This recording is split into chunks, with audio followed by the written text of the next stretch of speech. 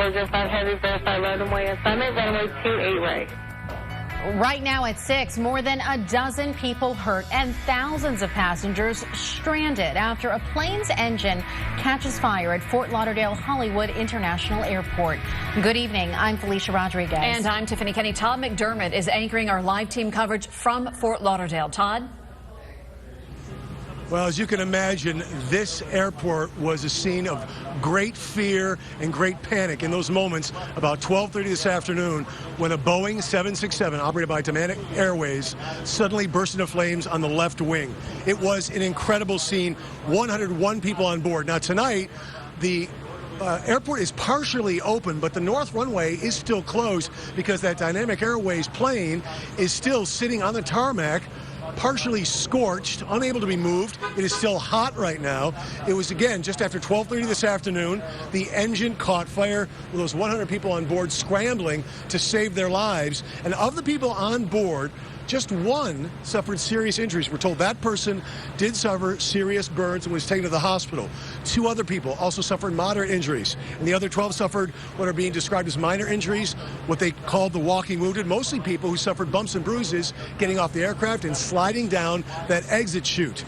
The crew here on the airport grounds, the fire crew, was able to get to that plane just moments after seeing a fireball. A chilling sight on the tarmac of a major South Florida airport. A full-size airliner suddenly bursting into flames. More than 100 people trapped inside that old Boeing 767. Just after 12:30 p.m. at Fort Lauderdale Hollywood International Airport, the crew of another plane in line for takeoff reported seeing fuel spewing from the engine on the left wing of the Dynamic Airways aircraft. Within seconds, a fireball. Huge clouds of black smoke bursting into the sky. Airport fire crews raced in with foam as people on board raced for the exit chutes. We just know that one person, we don't know if it's crew member or passenger, sustained serious burns, serious injuries. That was the most serious of all of the 15 that were transported by Broward Sheriff Fire Rescue. Airport personnel say they were at the plane in 2 minutes. The fire was out in 6. Looking at what happened in a split second on a nearly 3 decades old aircraft, the fact everyone survived the sudden inferno seems nothing short of miraculous. And again, that name, Dynamic Airways, is probably one you have not heard of. The airline itself is only 6 years old. It's operated here out of Fort Lauderdale for just a few months, flying flights to Caracas, Venezuela today, when that was 101 people on board were forced to flee the aircraft. Just a very dramatic scene again. That 767, also 29 years old. More on the airline itself in a minute. Now, our reporter Sonika Kadange raced down here to Fort Lauderdale seconds after we saw this fireball on the tarmac. Sonika, I want to go to you now. I know you were talking with people who were stranded, thousands of people stranded here when the entire airport was shut down. And now we're hearing from people who are actually on board that aircraft and saw the flames right out the window. Absolutely. Well, first of all of those passengers were transported here to Terminal 4, and this is where the Family Assistance Center is located. Only immediate family members are allowed inside the terminal, but right now what we're looking at is a much more calmer scene, and we're taking that as good news. Earlier this evening, we had the sheriff's office out here. We had fire rescue, even Red Cross officials. Right now, it seems only the Broward County Sheriff's Office has remained on scene. But while we've been here, we've actually spoken to several passengers who have walked out of the terminal. Here's what they had to say. I heard a loud bang, turned around, saw the lights, saw flames, ran to the front of the aircraft. The stewardess calmly, very calmly, started the procedure, opening the door. The plane was still moving when this was going on. I was freaking out. I was terrified. What's going on? I had people in front of me, and I started pushing people, and he was like, calm down, we're all gonna get out of here. We all reacted very well inside the airplane, and I think that helped us a lot. Now, we did speak to several passengers who were very upset with the way that Dynamics Airways handled this. They have not heard from Dynamics yet. And as we mentioned, those passengers were evacuated off the plane extremely quickly, leaving a lot of their personal belongings behind. But again, some hopefully good news here as the scene continues to quiet down. Todd. Sonica, great work getting down here and great work getting those interviews today. Thank you very much. Now, at the same time, this was stranding thousands of passengers here at the airport. It was affecting flights up and down the eastern seaboard, and some of the flights that were bound for Fort Lauderdale had to be diverted, including to Palm Beach International. Let's go to Terry Parker with that story. That's right. We have now learned that 8 flights were diverted here to PBIA because of that jet fire in Fort Lauderdale. They were on the tarmac for hours, and some of the American Airlines passengers were actually offered bus rides here down to Fort Lauderdale instead.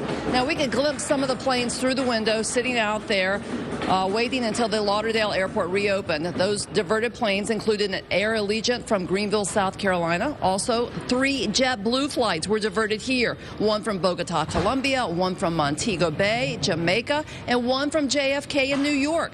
Passengers from the flight in JFK were allowed off the plane and into the seating area at the concourse, but couldn't take another flight because their luggage was still on the plane. And I'm told now that 2 flights from Delta also diverted here to PBIA.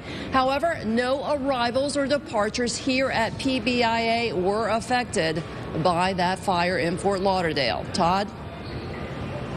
All right, Terry, great work. Thank you very much. And again, a reminder here, just the south runway is open at Fort Lauderdale. North runway still closed. It should be affecting some of the flights here. I want to give you a look at a couple of other perspectives of this fireball on this aircraft that were shot today by people here at the airport. Now, take a look at the first one. The video taken by a passenger who was waiting for a flight. They were inside the terminal. You can see smoke clouds pouring into the air. You can imagine the fear people must have felt here in the airport terminal. And then video from the ground on the tarmac right by the runway here. Unclear if this was taken by a passenger or an airport employee, but as you can see, it is very close to the scene. As I mentioned here, in 2 minutes, they had the fire out in 6 minutes, but that Boeing 767 did burn. That Pratt & Whitney engine was burning. John Zanise has been looking into the history of the Boeing 767, and it is a long one. John? Yeah, we've been trying to find out how unusual these types of engine fires are, and we did find one similar incident back in 2008. According to the National Transportation and Safety Board, the 767 has had 104 incidents since the year 2000. That may sound like a lot, but most of those incidents involve minor issues like turbulence, drink carts hitting into someone during flight, even bird strikes. The NTSB tracks everything. Of those incidents, 6 involve a fire in the engine or the wing sections near the engine shortly after takeoff or after landing. No one was injured in any of these incidents. But one of those incidents stands out. We've uncovered that a 767 cargo jet caught fire during engine startup in June 2008. At the time of the fire, the jet was fully loaded, the doors had been shut, and the plane was preparing to take off from San Francisco International Airport. Only 2 people were aboard, the pilot and co-pilot. Both escaped the flames by evacuating through the cockpit windows. Now, investigators eventually found out it was a failed oxygen hose that sparked that blaze, that fire, and all those flames coming from that engine years ago. But this investigation could take a while. Sometimes it takes months, sometimes even over a year. Reporting live, John Zanise. I'll send it back to you, Todd. All right, John, I know the NTSB and the FAA both on their way here to investigate this. Thank you very much. Now, you heard some people in Sonica's report talk about the fact they hadn't heard from Dynamic Airways. Here's a statement from the airline on the incident. They say, quote, "The safety of our passengers and crew members is the first priority of Dynamic International Airways. Dynamic International Airways is currently arranging accommodation and transportation for all passengers impacted by today's flight disruption."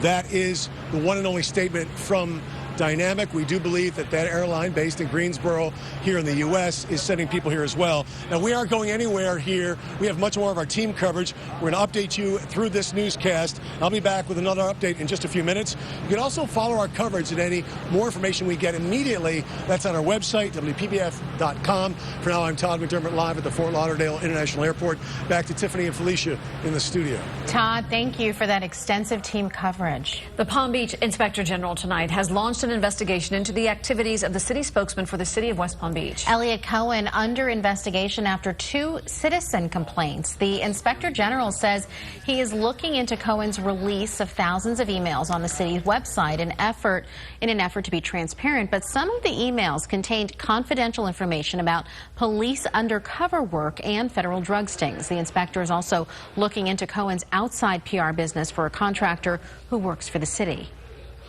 We've determined that we're going to launch a more formal investigation to look into both of the allegations against Mr. Cohen.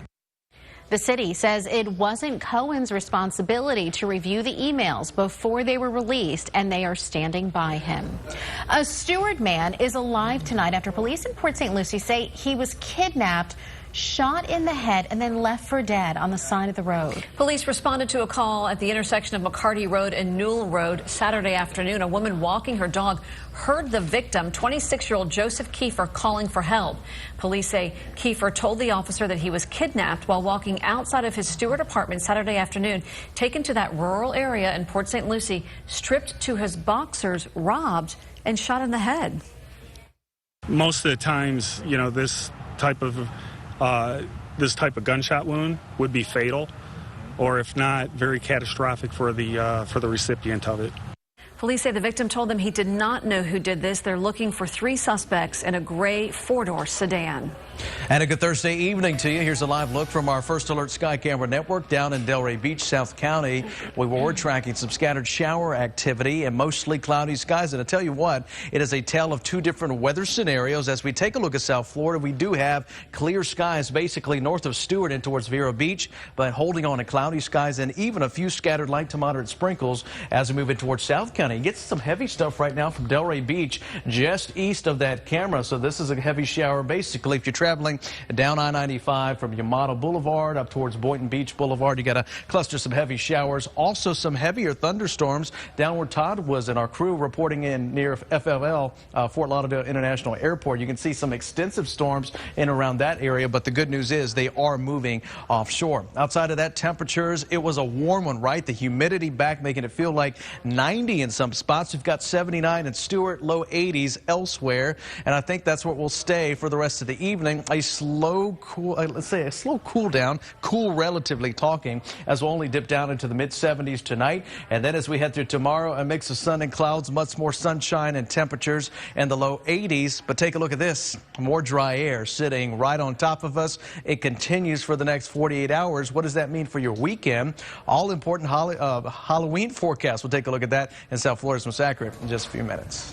The Palm Beach Gardens police officer who shot and killed Corey Jones, the man whose car broke down on I-95, was apparently assigned to surveillance work, even though he was not experienced enough. That's according to the city's own police policy manual. WPBF 25 News has obtained a copy of the police department's procedures and policies. It says undercover officers should be detectives or members of a tactical team. A former FBI agent says experience and training is critical. The proper protocol under these circumstances would have been to observe. He should have gotten on the radio or gotten on his cell phone and called for a marked unit to roll up, and then I go out and do whatever enforcement action. Officer Newman Raja had been with the force only 6 months, and before that was not a detective or tactical officer. He approached Jones while on surveillance in plain clothes and in an unmarked vehicle. The bomb squad has given the all clear at a park in the acreage after a suspicious package was found. It happened this morning at 89th Place and North Coconut Boulevard. The package was found on a bench in a park that had been there for a few days. Investigators did not find anything suspicious inside. The search is on in Martin County for lawn maintenance thieves who are stealing more than just equipment. The sheriff says the crooks are even ruining some businesses. Deputies have recently responded to at least a half a dozen lawn maintenance theft incidents throughout the county. Well, we've lost in the last couple months about $13,000, but the raw number does not tell the whole story because some of these are smaller operators, and when they lose that equipment, they lose that day's worth of work, and in some cases it could put them out of business. I've been doing this 15 years straight, and now one day I show up and I don't got anything, so it's kind of sad. The sheriff says they have come up with some ways to help protect the victims' equipment, and they plan to meet with them to discuss it. In the meantime, he is asking the public to keep an eye out and report anything that looks suspicious. All new at 6, a Florida teacher's resignation letter getting national attention. The one thing she says is making her walk away from the job she loves. That is resonating with thousands of people on Facebook. And it's destination Boca Raton in a new Robert De Niro flick. We're going to give you a sneak peek at the film's trailer. You're watching WPBF 25 News at 6.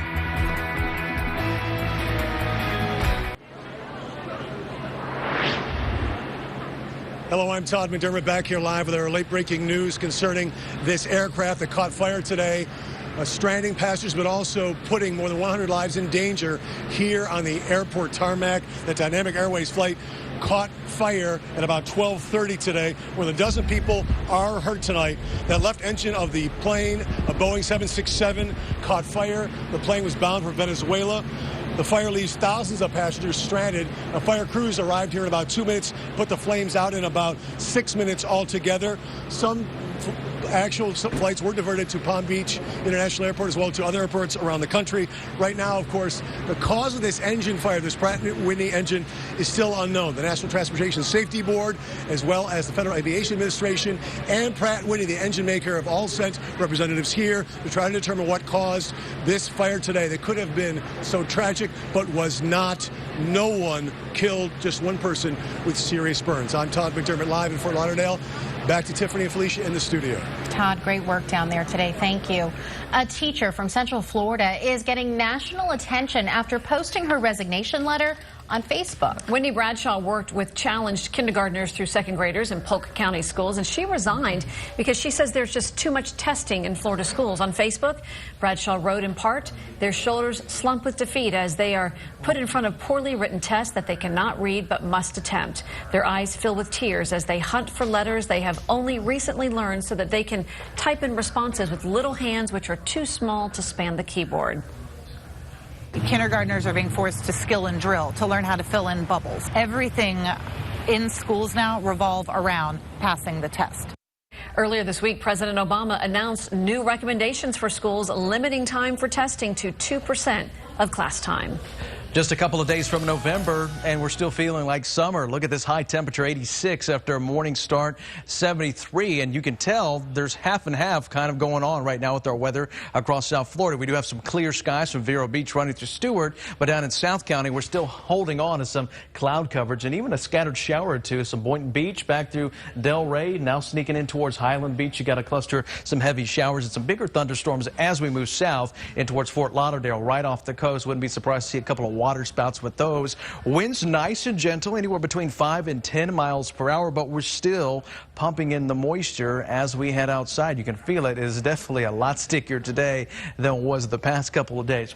Right now, temperatures low 80s for Belle Glade, Okeechobee, upper 70s, and Stewart. We've got 80 and Boca Raton. For the rest of your evening, if you have those Thursday evening plans, keep the umbrella with you through at least 10 p.m. tonight. I think that's where the better chance for scattered showers are in the forecast. Then we quiet down into the overnight. Dry air works its way in, and a fantastic Friday sets up here across the area. In fact, we are looking at a pretty nice weekend here across the area. Orange is good news as dry air continues to filter in across our area. You can see pretty much as far as rain chances are concerned, we're going to take them out of the forecast overnight. Tomorrow, it does kind of hint at 1 or 2 scattered passing showers, but rain coverage is less than 20%, and that trend continues for Saturday. So right now, as we see it, Halloween forecast looking good, nice and comfortable, especially to the evening with temperatures right around 80 degrees. Tonight, the cool spot out towards Okeechobee, 67 for you, low 70s from Vero running through Stewart, mid 70s for Palm Beach County. Tomorrow, let's shave 1 or 2 degrees off today's high temperatures.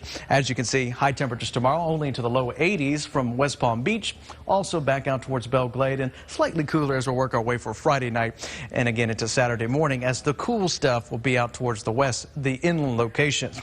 Outside of that, beach and boating forecast looks good. Seas running 2 to 3 feet. Light chop on the inland waterways with a northerly breeze at 5 to 10 miles per hour. And as we take a look at South Florida's most accurate forecast, we take you right into the weekend where we gain an hour of sleep or whatever you're doing Saturday night. Add plus an hour to that. Outside of that, weekend looks good and no rain so far as we see it for the trick-or-treaters. All right. Thanks, Sounds Chris. good. Thank you, Chris. Well, tonight at 11, a WPBF 25 News exclusive, a local doctor attempting to turn back the clock on all of us. This is a game changer. This could take an elderly individual and make them 20 or 30 years younger than what they are right now. So it's the most important project in the history of medical science. The clinical study in South Florida aiming to reverse the aging process and add years to your life. The secret behind the breakthrough, only on WPBF 25 News at 11. It looks like the Miami Marlins have a new manager. Multiple news outlets are reporting the team has reached an agreement with former Los Angeles Dodgers manager and New York Yankees player Don Mattingly. Mattingly's hire likely will not be confirmed until after the World Series. He led the Dodgers to the National League West title in each of the past 3 seasons. We'll be right back. South Florida is the focus of a new Robert De Niro flick as he and Zac Efron team up for a road trip to Boca Raton. This is our first look at the trailer for Dirty Grandpa, which follows the wild adventures of a grandfather and grandson as they head for a senior retirement community in Boca. As you can see, they get a little sidetracked by the spring break festivities in Daytona Beach. The movie opens January 22nd. Can't wait to see all the popular sites down here. All right, as we take a look at 7-day forecast later today, maybe a few scattered showers left tomorrow, a little bit drier, and a perfect weekend, I think. Low to mid 80s. Halloween's looking dry, and then rain chances pick up, looks like by Tuesday. All right, Chris, thank you, and thank you for watching. We'll see you back here at 11. Good night.